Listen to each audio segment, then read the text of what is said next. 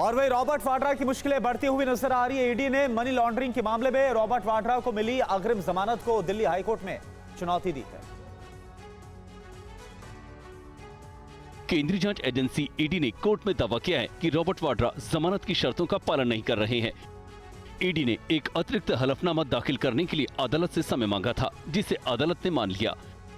Delhi high court के justice Sudhir Kumar Jain ने ED को अतिरिक्त हलफनामा दाखिल करने के लिए 2 सप्ताह का समय दिया है। दिल्ली हाईकोर्ट अब इस मामले की सुनवाई सितंबर में करेगा। ईडी ने पहले हाईकोर्ट से कहा था कि वो वाड्रा को हिरासत में लेकर पूछताछ करना चाहती है और आरोप लगाया था कि मामले में पैसों का लेन देन सीधे तौर पर वाड्रा से जुड़ा है। ईडी ने यह भी दलील दी कि वाड्रा जांच में सहयोग के लिए आगे नहीं आ रहे हैं।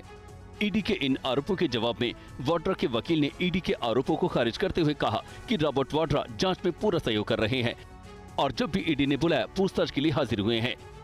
रॉबर्ट वाड्रा पर लंदन में 17 करोड़ रुपए से अधिक की संपत्ति खरीदने में मनी लॉन्ड्रिंग का आरोप है। ईडी मामले में कई जांच प्रोविजन ऑफ मनी लॉन्ड्रिंग के अंतर्गत कर रही है। इधर कांग्रेस और आम आदमी पार्टी के बीच तालमेल में दिक्कत सिर्फ और सिर्फ दिल्ली में भी नहीं है, कई और राज्य हैं। यहां पर दोनों पार्टियां आमने सामने साफ तौर पर नजर आ रही। देखिए आप। आम आदमी पार्टी के खेमे से कांग्रेस की टेंशन बढ़ाने वाली बड़ी खबर सामने आई है। अरविंद केजरीवाल और भगवंत मान 19 अगस्त को छत्तीसगढ़ की राजधानी रायपुर में टाउन हॉल करेंगे। आम आदमी पार्टी से राज्यसभा सांसद संदीप पाठक ने ट्वीट करके ये जानकारी दी और कहा कि छत्तीसगढ़ की जनता बदलाव के लिए तैयार है। खबरें ये भी हैं कि छत्तीसगढ़ के अलावा अरविंद केजरीवाल 20 अगस्त को मध्य प्रदेश के रीवा भी पहुंचेंगे। यहां भगवंत मान के साथ चुनावी कार्यक्रम में शामिल होंगे। यानी आम आदमी पार्टी इंडिया अलायंस में कांग्रेस के लिए इन राज्यों में परेशानी का सबब बन सकती है और अगर आपस में सहमति नहीं बनी तो पंजाब में कांग्रेस आपको टेंशन दे सकती है। TV9 भारतवर्ष को सूत्रों से जानकारी मिली है कि बैठक में तय हुआ है कि केंद्र स्तर पर कांग्रेस लेफ्ट आप तृणमूल जैसी पार्टियों के साथ मिलकर चुनाव लड़ेगी। यानी लोकसभा चुनाव के दौरान कांग्रेस इंडिया अलायंस के घटक दलों के साथ मिलकर चुनाव लड़ेगी, लेकिन राज्य स्तर पर सभी पार्टियां अलग अलग चुनाव लड़ सकती हैं। ये कांग्रेस का केरल मॉडल है जिस पर मंथन चल रहा है।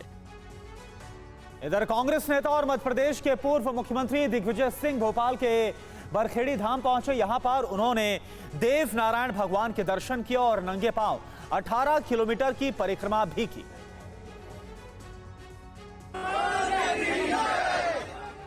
मध्य प्रदेश में इस साल विधानसभा चुनाव होने वाला है। इलेक्शन कमीशन ने भले ही अभी चुनाव की तारीखों का ऐलान नहीं किया है, लेकिन राजनीतिक दल अभी से ही मतदाताओं को लुभाने में जुट गए हैं। शिवराज सिंह चौहान अलग अलग जातियों के सम्मेलन और महाकुंभ कर रहे हैं, तो वहीं कांग्रेस भी जातिवार सम्मेलन कर रही है। राज्य में कांग्रेस के संगठन को दुरुस्त कर चुनावी रणनीति बनाने में जुटे दिग्विजय सिंह ने गुर्जर समाज के आराध्य देव को मनाने के लिए करीब 18 किलोमीटर की नंगे पैर पद यात्रा की। 18 किलोमीटर की परिक्रमा में दिग्विजय सिंह को 6 घंटे से ज्यादा का वक्त लग गया। दरअसल ये पूरी कवायद बीजेपी के हार्ड हिंदुत्व का जवाब सॉफ्ट हिंदुत्व से देने की है।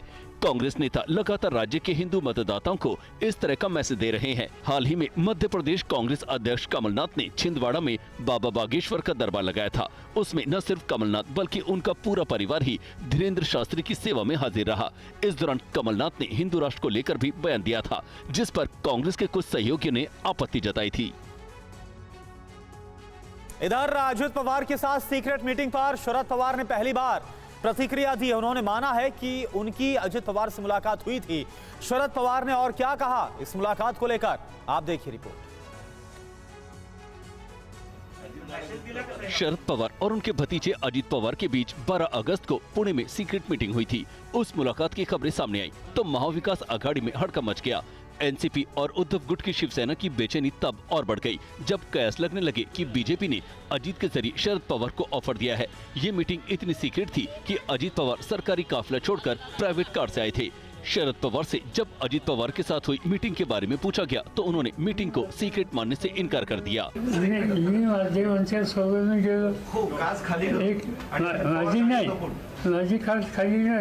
माझी खाली खुलं स्वीकारली